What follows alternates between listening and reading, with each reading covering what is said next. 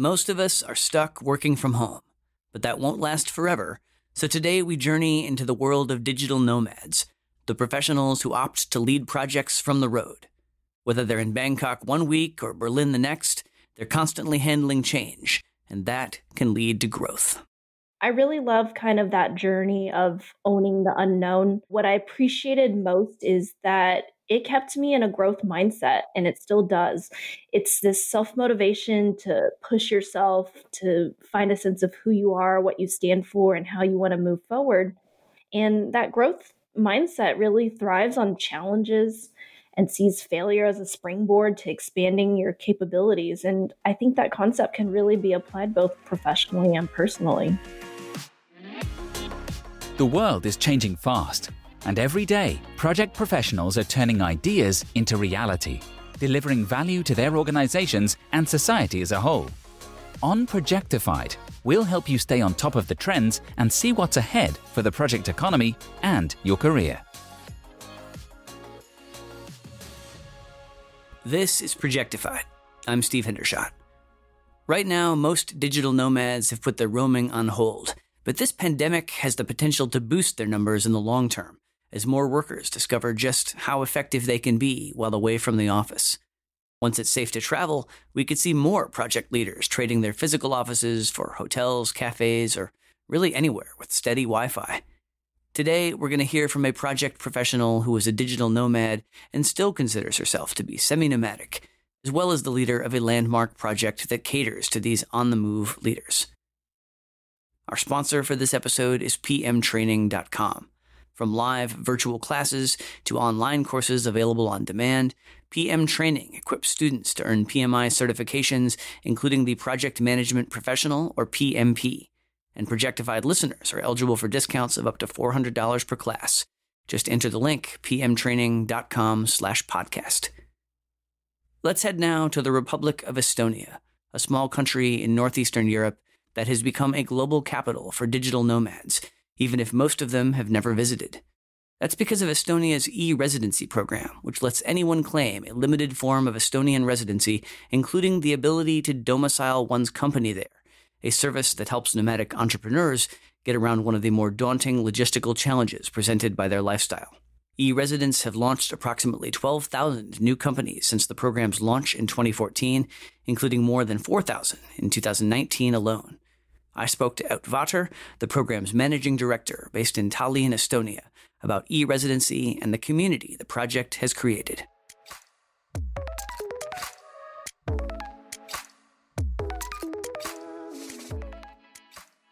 When the e-residency program began, the project's leaders expected traditional businesses, corporations, and entrepreneurs to utilize it.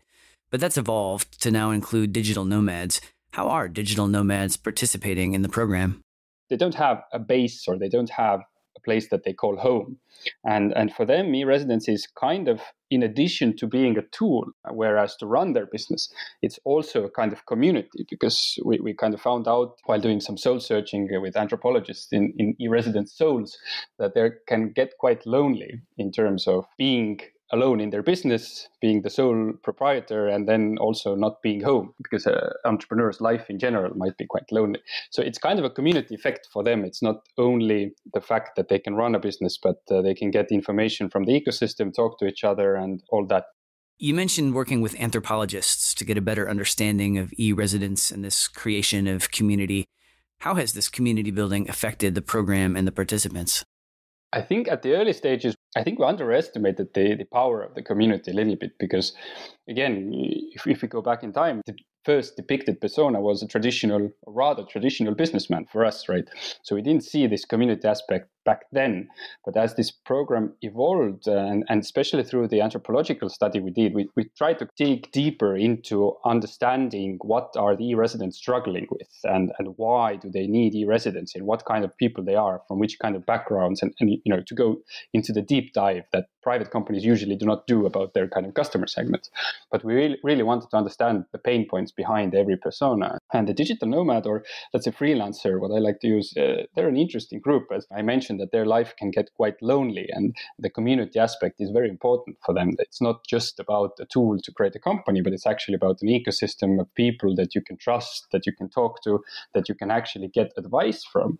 Because as you're starting out, it can be quite scary on your own, or you're either quitting your job or whatever kind of situation you're in. You would like to get some kind of positive, reaffirming advice. An example is an e-resident from Turkey, and they have a special Facebook group, and there's an e-resident who writes, "Hey, I'm an e-resident from Turkey. Is there anyone else like me?" And then there are like 12 guys, responding, "Hey, I'm from that region, I'm from that region, and I do this and that." And then they ask or exchange information with each other. And we saw immediately that if you have been, so to say, verified by the Estonian government that you're an e-resident, that makes them much more trustworthy to another e-resident or a potential e-resident, because they share this kind of communal feeling. And this has kind of fired into something I would have never guessed that would happen, is that the e-residents have now made their own chamber association completely without our involvement. There has been kind of group of active e-residents who have made an association to represent their interests and to run this kind of community.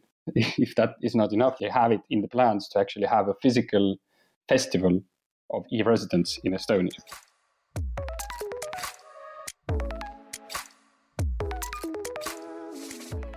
While many aren't traveling now, technology has made it easier to live and work as a digital nomad. But there's an element of perpetual discomfort that seems pretty well baked in.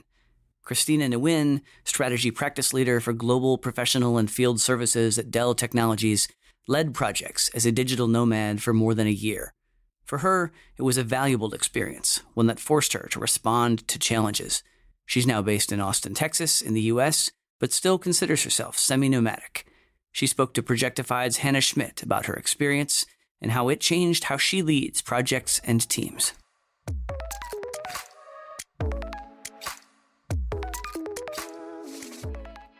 While you were leading a project portfolio, you traveled to 11 countries in 13 months.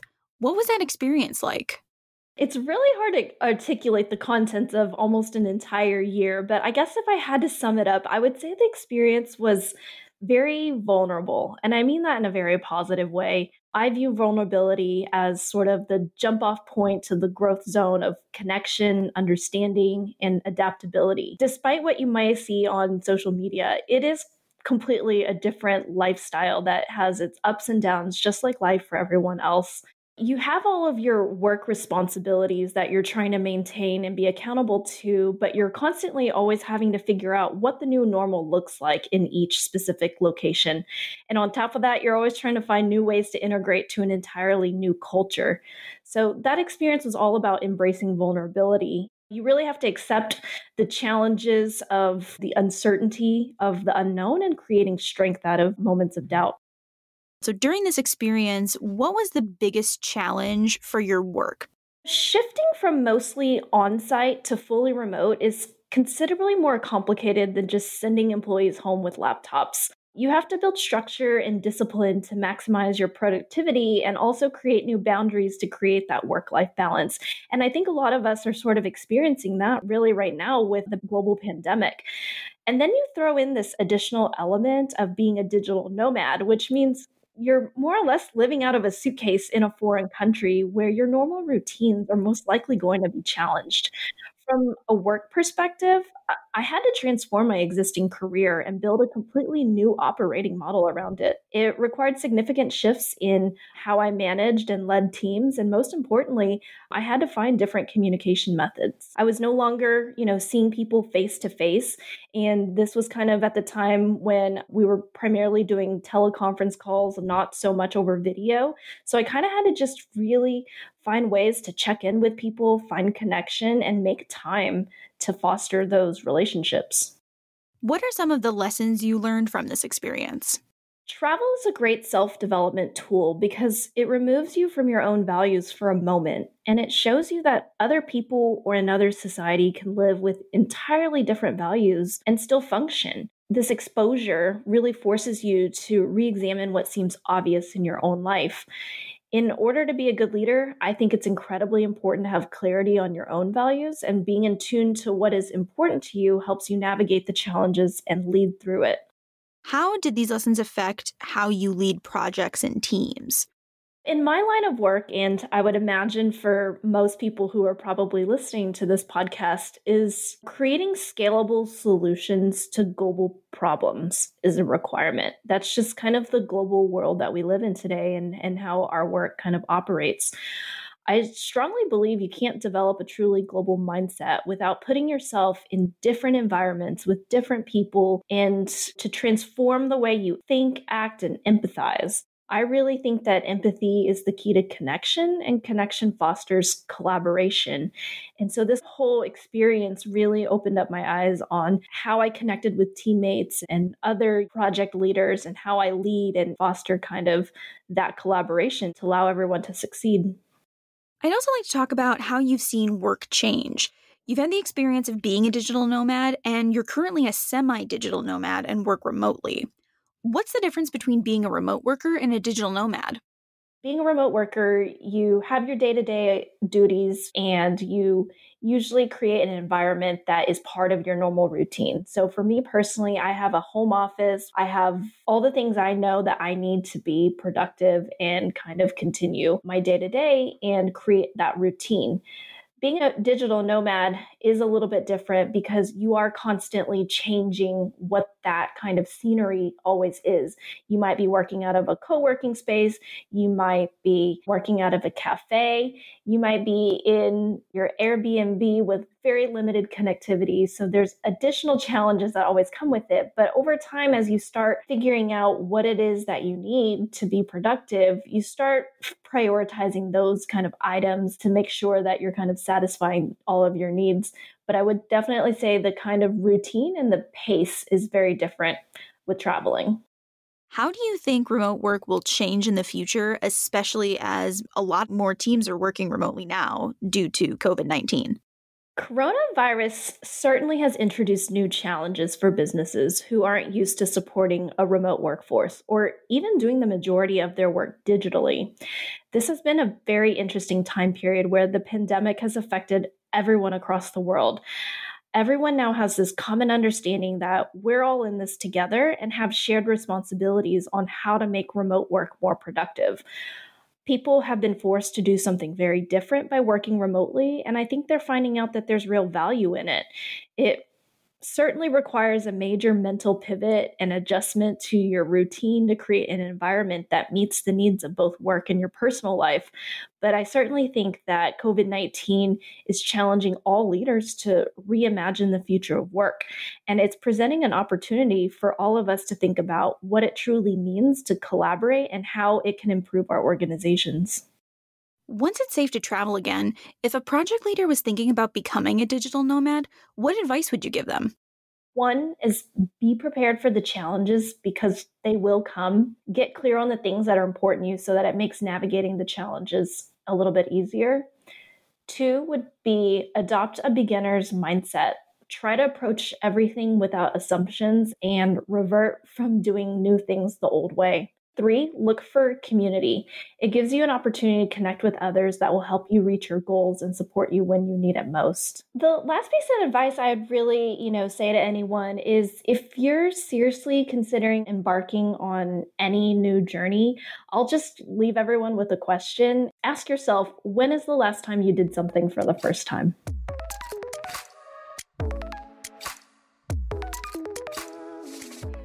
Nomad or not, upskilling is an important aspect of career success. It's also something that's equally accessible whether you're logging in from a beachside cafe table in Malaysia or from the same trusty home office swivel chair where you've reported for duty throughout these many months. Project leaders can upskill through outside training or certifications, and our episode sponsor, pmtraining.com, equips students to prepare for PMI certification exams. Matt Koch is the Vice President and Director of Operations for the Federal Business Unit at Atkins North America, a design, engineering, and project management consultancy.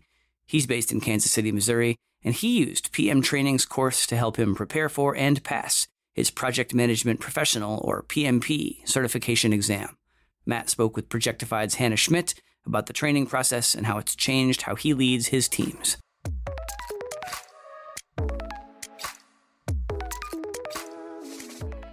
Matt, why did you decide to pursue your PMP? In my career where I'm at now, I am directing all of operations. I am directing a cadre of project directors who then manage project managers who manage projects for their clients. So I'm well removed from the actual project management of the day-to-day needs that we have for managing our projects and our clients. So I felt it was very important to go back to the PMI set of requirements and get my PMP certification so I could literally, at the end of the day, lead by example. And ahead of your certification exam, you and a group of Atkins project leaders together went through a course led by PM training. Why did you choose PM training, and why did you go as a group? The thought came up, if we're going to get Matt and a few other folks trained, why don't we look at talking to PM training as a provider to see if they can customize the courses for us, as opposed to just sending person A this week and person B the following week, and a month later have somebody else go. And so a year and a half ago, we set up actually 2 week-long sessions with about 10 to 12 individuals in each. It was all done online, and it was focused 100% on Atkins people. We had nobody else in the training. So for that 10 to 12 of us that were in class from Monday to Friday, 8 to 5, it was very focused on being able to talk to each other about our experiences at Atkins. It was very beneficial versus me and 10 other people from 10 other companies going to a class together and not knowing each other, not being able to share experiences, not being able to bring up that project that in the closet that everybody in the company knows about that was a disaster 5 years ago that we're using as a learning lesson. Having this ability to do Atkins only specific training with nobody else in that classroom, even though it was virtual online, gave us the ability to network across all of our offices for the 10 or 12 of us within Atkins that were in the classes for those 2 weeks. Looking back, what were the most helpful aspects of your PMP exam prep class and using a guide to the Project Management Body of Knowledge, or PMBOK guide? Well, first of all, following the roadmap, right, and taking things seriously. And now in my role as operations director, if I could just step back for a second, I'm now in the responsible role of making sure that the new testees are doing the same thing that we went through last year. So the batch of 20 to 22 folks this year, I feel it's very incumbent upon me to make sure they understand, to take it seriously, and to really follow that roadmap. So the number one thing for me is follow the roadmap that PM training lays out for you. Don't blow off studying and reading cover to cover the PMBOK, 2 weeks before the prep course itself. So that's really the first part. The second part is to dedicate yourself for the week of training. And we ironically have a group of 11 going through the second week of PM training as we speak right now. They're in day 3. Take it seriously. Set the time aside to get through your Monday to Friday. Save time in the evening to do your homework and your study exams. So that's really the second piece. Then the third piece is to decompress for a week or 2 before you're really then prepped for the actual exam. That's the third step. Those 3 steps are very important to me, and I've reiterated that to everybody this year, that don't short step or shortcut the process. Prep before the week, take your week seriously, then decompress, and then do your final prep before the test. How has earning the certification helped your work? It's really allowed me to be more effective as a leader for our large team of project management professionals in doing it in a uniform fashion. I could do it with authority and with what I feel is respect that is needed in my role and my position in order to have affect a positive change and get results in performance improvements from our project management team. And the bottom line, it's really given me the personal and professional confidence needed to lead the internal management efforts that I need to in my role, and something that helps me deliver more value to our firm. What was the impact on how your team functioned after your team members also earned their certifications? We've seen an uptick in the responsibility level of our project managers in realizing the activities, the duties, the actions they need to take on a month-to-month basis to manage their projects, but not just manage them like they had before, but with a new way of thinking, right? Because PM training and your PMP certification makes you realize it's not just about managing tasks and managing to cost, schedule, and budget, which are kind of the 3 legs of the pedestal for any project management, but it's also managing your people, managing the stakeholders, managing your clients, managing your time, all of those things. And I've seen a huge uptick in the appreciation of our project managers to be able to realize that it's more than just managing schedule, budget, cost, because that's what everybody thinks project management's all about, is schedule management, cost, and it's way more than that.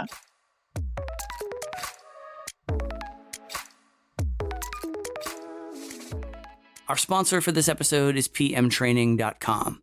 From live virtual classes to online courses available on demand, PM Training equips students to earn PMI certifications, including the Project Management Professional, or PMP. and Projectified listeners are eligible for discounts of up to $400 per class. Just enter the link pmtraining.com/podcast. If we had told this digital nomad story prior to the pandemic, here's betting many of us would experience it differently.